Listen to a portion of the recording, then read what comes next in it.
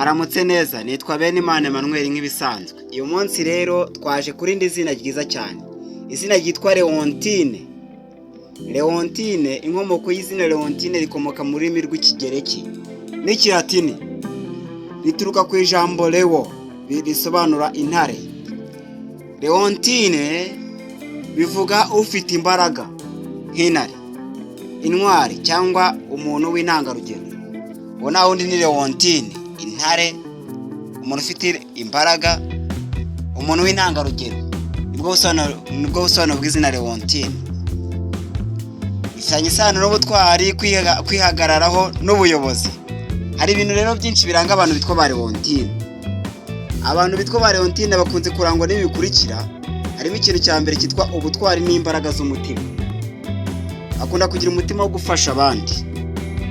Aba Leontine bagira ubwenge n'ubushishozi. Bitangira imiryango n'inshuti.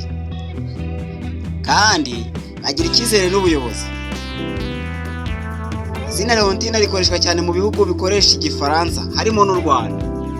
Bavuga ngo Leontine no mu Rwanda usanga hari abantu bitwa ba Leontine. Aba Leontine turabasuje cyane.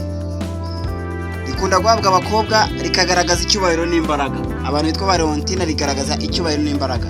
Abantu bitwa ba Leontine rero turabasuje kandi tubabwira ati mukomeze kugira imbaraga n'ubutwari, mugira ubwenge n'ubushishozi nk'uko bibagaragaraho biranga abantu bitwa ba Leontine. Mukomeze kugira umunsi mwiza kandi turabasuje cyane.